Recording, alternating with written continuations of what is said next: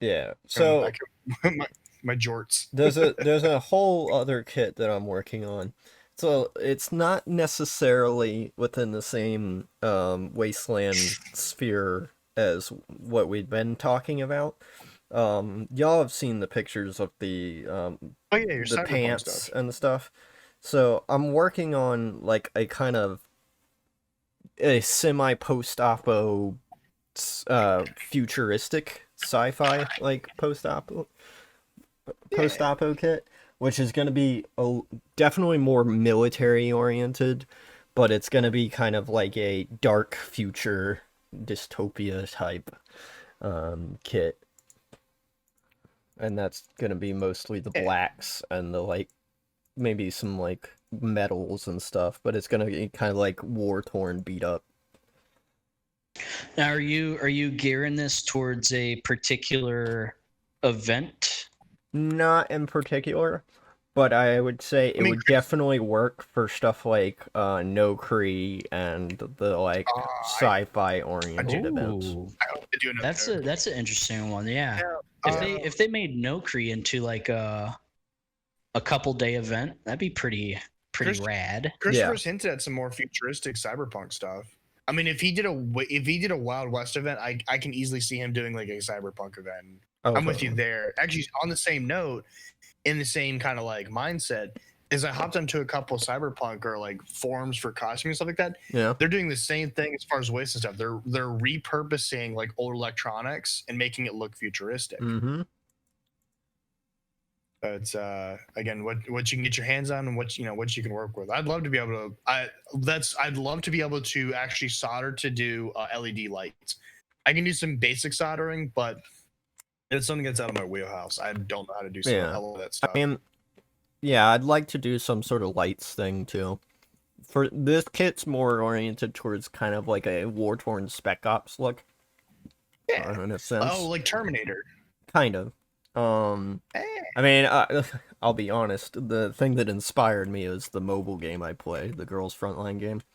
Because in the A lore, man of class. it basically takes place in a, I guess, a near post-apocalyptic world where like a virus has basically wiped out most of civilization due to incident based on a true involving story. alien technology. Um, Okay. and androids are like a thing. And they look very human and all that stuff, and they're used for labor and soldiers and stuff like that. And you are the commander of a PMC called Griffin and Kruger, where you use combat androids, or as they call them, tactical dolls, that are basically, they're all girls, because, it's a weeb game. And they all have, like, the names of the guns they use. Yeah. But Very kawaii, as it were. Yes, you did. But Yeah, you're the talking about story they've is got actually really kind of dark and like intriguing. Like there's intrigue and mystery to it.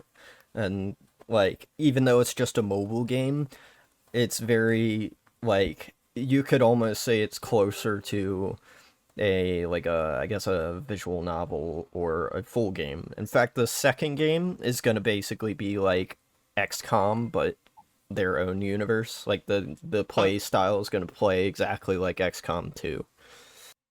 Actually, yeah, thanks for reminding me. I need to look into that because a lot of the armor for that game looks very futuristic. There's that like airsoft one that's called like the Transformers vest. I'm gonna see if I can modify The one of I those. have? Yeah, it's like the one. It's like the one you have. They have another version that looks They more do. like motorcycle armor. Yeah, Actually, that I've got cycles back into. What I've you got can the get one and that I what you can use work for the summer kit for Rev and all that, or for Fertile. with. Yeah. And then the other one is what Skittles uses. Yeah.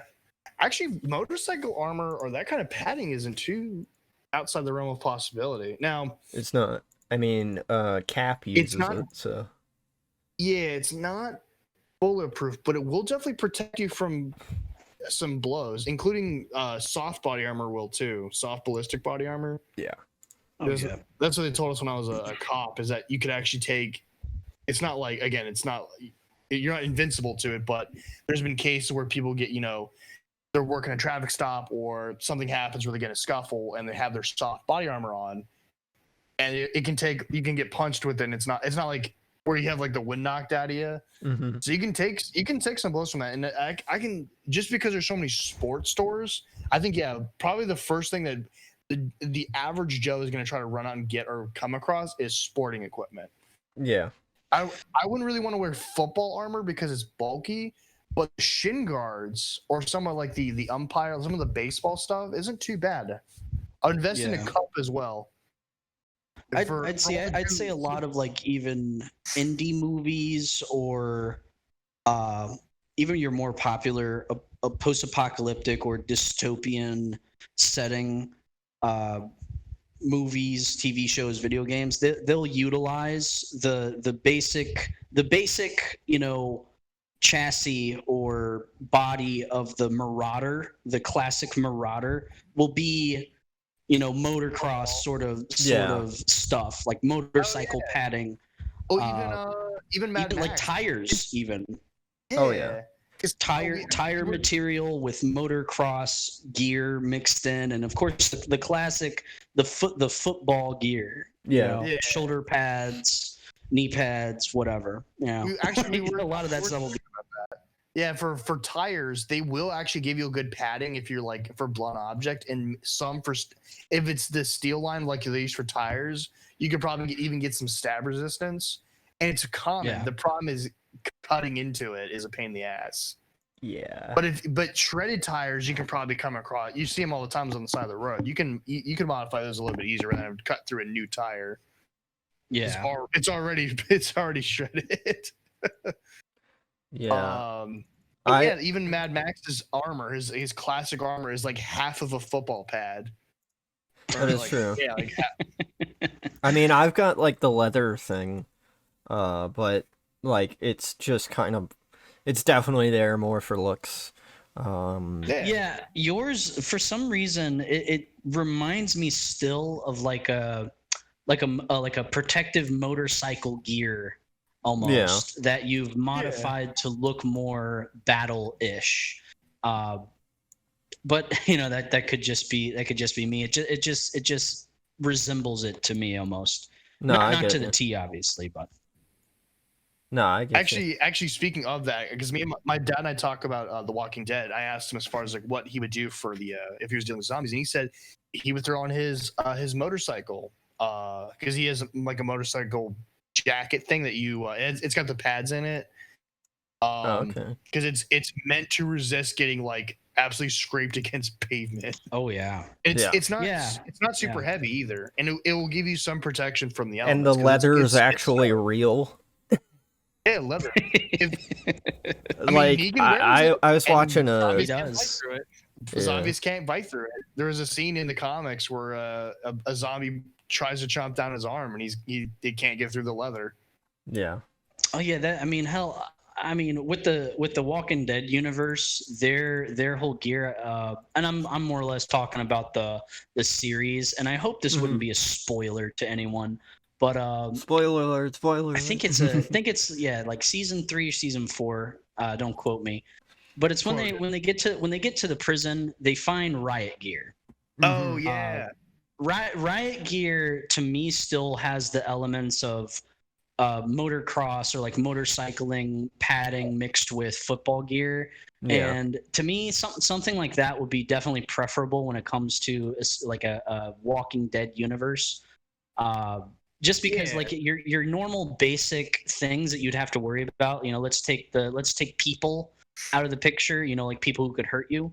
Running, you're gonna have to be mobile.